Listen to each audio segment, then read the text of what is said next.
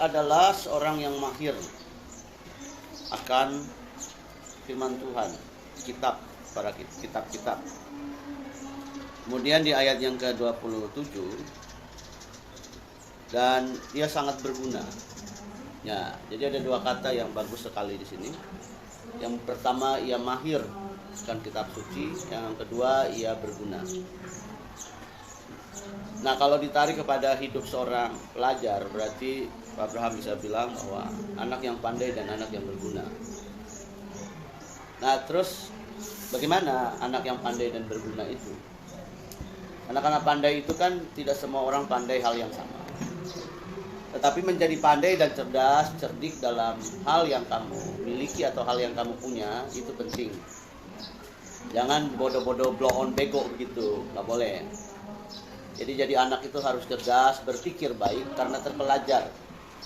Jangan dikasih tahu sekali, 2 kali, 3 kali, ya lalu kayak sapi atau kerbau gitu, harus ditusuk hidungnya. Nggak boleh. 1 kali dikasih tahu, 2 kali dipikirkan, 3 kali lalu berubah. Jangan dikasih tahu terus. Nah, itu namanya bebal. Nah, seorang yang mahir atau pandai, cerdik pandai, dia berhikmat dan berakal budi. Dia dengar, dia cerna di otaknya. Contoh begini, Pak Abraham bilang sama Domingus, kalau lagi ibadah, ikutlah yang baik. Nah, Domingus menangkap kata-kata ini lalu mencernanya di hati dan pikiran. Setelah mencernanya, dia mengeluarkannya dalam bentuk pengertian. Tapi Pak Abraham, saya begini nih karena punya banyak masalah Pak Abraham. Saya tuh di rumah tuh gini. Kok saya tuh begini ya? Nah, Pak Abraham mau bilang begini, seberapa besar pun masalah, persoalan hidup, keadaanmu, kamu sangat menentukan siapa kamu. Kenapa? Karena kamu memegang kendali untuk kamu jadi apa, atau kamu berubah lebih baik atau lebih buruk. Nah, karena itu setiap anak Tuhan harus cerdik pandai. Kata Alkitab, mereka yang takut akan Tuhan adalah orang-orang yang berhikmat. Awal dari pengetahuan adalah takut akan Tuhan. Nah, ternyata berarti orang-orang yang cerdik pandai ini adalah orang-orang yang takut Tuhan. Mereka mahir, mahir ya, pandai. Bukan pandai dalam berbohong, menipu. Ya, apakah Anda yang pandai berbohong di sini? Dari wajah-wajahnya tidak ya, tidak mengaku. Dari wajah-wajah kalian menjelaskan bahwa kalian tidak mengaku bahwa, ya. Yang kedua, perhatikan sini, bahwa kemudian anak yang pandai bijak itu, mereka juga sudah mahir, mereka berguna. Nah, pertanyaannya adalah, kamu berguna nggak? Enggak. Ya, kalau nggak berguna dibuang dong, nggak dipakai. Sama kayak barang yang rusak di rumah, kalau nggak berguna dibuang. Tempatnya di tempat apa? Sampah. Tentu tidak ada yang berharap bahwa menjadi sampah. Sampah di rumah, sampah di sekolah, sampah di masyarakat. Sampah itu apa? Ngotor-ngotorin. Ada nggak berguna, ngerecokin iya. Diomongin nggak dengar, ngerecokin iya. Ya, jadi berguna. Sampah aja bisa didaur ulang dan berguna. Nah, kan kalau kita itu bagaimana sih jadi berguna? Didaur ulang hidupnya. Oleh siapa? Oleh Yesus. Siapa yang mampu mendaur ulang hati dan pikiran manusia? Hanya oleh Tuhan. Jadi siapa yang bisa mendaur ulang perbuatan kita, perilaku kita, hati dan pikiran kita? Nah, kalau hati dan pikiran ini pekerjaannya pertolongan Tuhan. Tetapi kalau perbuatan itu kita, mendaur ulangnya tugas kita, ya, oleh kekuatan dari Tuhan. Contoh nih, mau mendaur ulang mulut yang suka mudah untuk berkata-kata kotor, atau mudah sekali tersinggung, baperan. Bagaimana mengubah itu? Harus butuh kekuatan dari Tuhan. Gimana caranya? Tuhan, kok saya orangnya kok kayak begini ya? Kok saya begini ya? Jadi harus berguna. Pak Abraham, saya udah berusaha loh, yang terbaik loh Pak Abraham. Pak Abraham aja yang gak ngerti.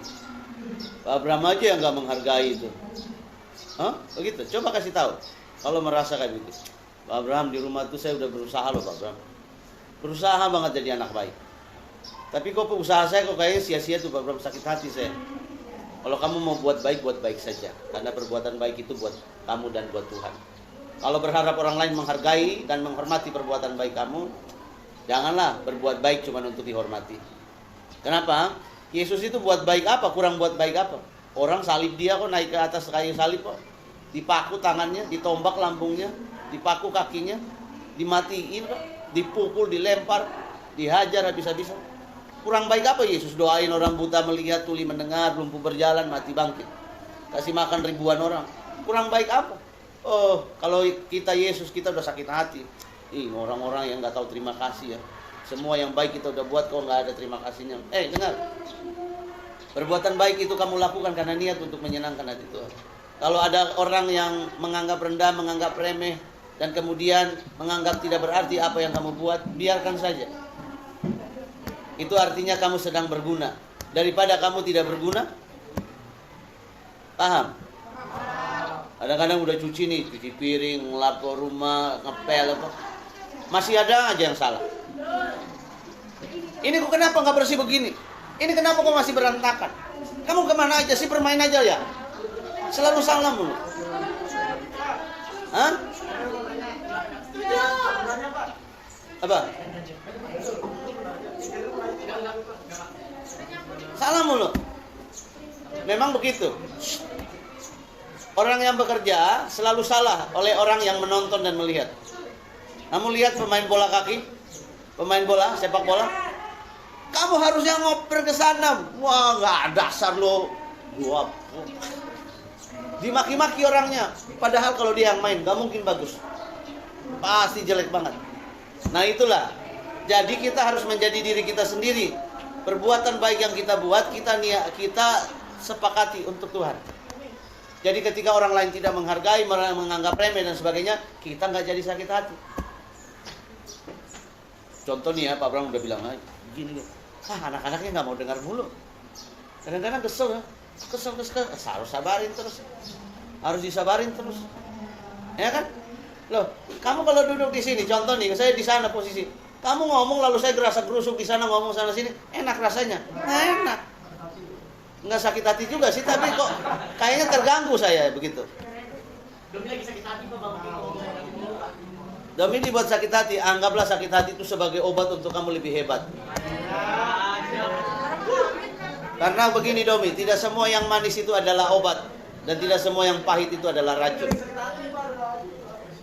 Ya, kadang-kadang hal yang berat dan keras itu membentuk kamu menjadi orang yang kuat dan hebat. Karena tanpa hal-hal yang keras kamu tidak terbentuk otot hidupmu.